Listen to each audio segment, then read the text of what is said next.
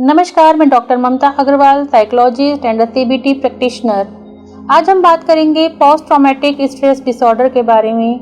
जो डिसऑर्डर है व्यक्ति के मन में बैठे डर के कारण। जब भी व्यक्ति को किसी भी प्रकार का सदमा लगता है, किसी प्रकार का ऐसी सिचुएशन में व्यक्ति आता है कि उस सिचुएशन से बाहर निकलने के बाद भी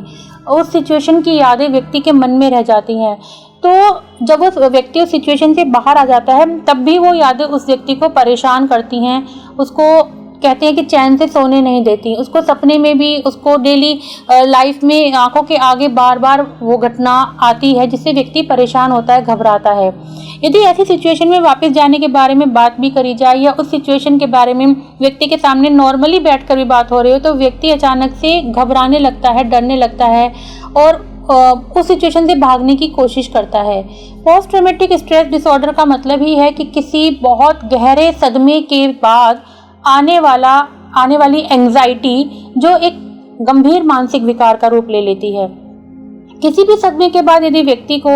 2 या 3 दिन के लिए ऐसी एंजाइटी होती है या लगभग 1 महीने तक भी ऐसी एंजाइटी होती है, तो ये एक एक्यूट स्ट्रेस डिसऑर्डर के अंतर्गत आती है, जो इतना गंभीर जिसका रूप इतना गंभीर नहीं होता। लेकिन तब भी अगर ये लगातार चलता रहता है, व्यक्ति को बार बार वो चीज़ें याद आती हैं, फ्लैशबैक मेमोरी होती है और सपने में भी बार बार वो चीज़ें वैसे ही सीन दिखाई दे रहे होते हैं या उस चीज़ से संबंधित कुछ प्रतीकात्मक चीज़ें व्यक्ति को सपने में दिखाई दे रही होती हैं, तो व्यक्ति डरता है। सपने में सोता सोता अचानक से डर कर उठ जाता है, उसको घबराहट, पसीना छूटना, एकदम से दिल की धड़कनों का बढ़ना, ऐसी चीज़ें दिखने लगती हैं। व्यक्ति जोर जोर से सांस लेने लगता है, दिल की धड़कन बहुत अधिक बढ़ जाती है, गला सूख जाता है और कभी कभी ये भी देखा जाता है कि व्यक्ति बोलता है कि मुझे इस चीज़ से बचाओ, लेकिन फिर भी वो परेशान रहता है। एग्जाम्पल के तौर पर देखें, कोई ऐसा व्यक्ति जिसने हाल ही में कोई बड़ा एक्सीडेंट देखा हो या उसने खुद इस चीज़ को सहन करा हो, या फिर जैसे अभी हाल ही में घटना हुई थी केदारनाथ में बहुत से लोग मारे गए थे, तो ऐसी बड़ी बड़ी घटनाओं को जिन लोगों ने फेस करा, उन लोगों में बहुत ज़्यादा चांस रहे कि जब वो उस घटनाओं से बाहर निकल कर आए और अपनी नॉर्मल ज़िंदगी में वापस आए, तब भी वो उन घटनाओं को भूल नहीं पाए और उनमें इस तरह का disorder, post traumatic stress disorder देखने को मिला। ऐसे में वो उस घटनाओं के बारे में सोचने में, विचारने में या वापस वहाँ जाने में बहुत ज़्यादा डर महसूस कर रहे थे। साइकाइट्री या साइकोथेरेपिस्ट इसको अपने लेवल पर दवाइयों के माध्यम से और विभिन्न प्रकार की थेरेपीज के माध्यम से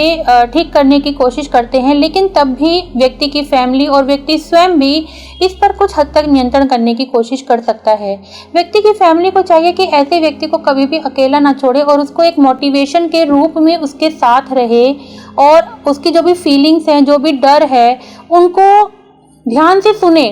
उनको इग्नोर ना करे, क्योंकि व्यक्ति अपने मन की बात कह रहा है, अपने मन की बातों को शेयर कर रहा है, तो काफ़ी हद तक स्ट्रेस उसका उन्हीं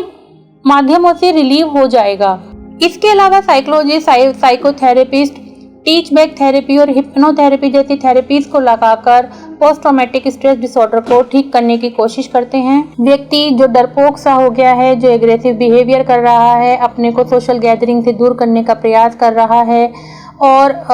विभिन्न प्रकार के नकारात्मक व्यवहार करने की कोशिश कर रहा है, खुद की थेरेपी के द्वारा, सेल्फ थेरेपी के द्वारा भी इस डिसऑर्डर को काफ़ी कंट्रोल करने का प्रयास कर सकता है। इसमें एक्सरसाइज और मेडिटेशन तो बेस्ट भूमिका निभाती ही है। इसके अलावा व्यक्ति खुद से बात करे, खुद को मोटिवेट करे और एक अच्छी प्रकार की वीडियोस देखे, मोटिवेशनल थॉट्स को देखे और जो भी लाइफ में हुआ है उन सब चीज़ों से बाहर निकलने के लिए खुद को एसर्टिव करे। एसर्टिव ट्रेनिंग उसमें महत्वपूर्ण भूमिका निभाती है। लेकिन यदि फिर भी पोस्ट ट्रॉमेटिक स्ट्रेस डिसऑर्डर एक गंभीर डिसऑर्डर है,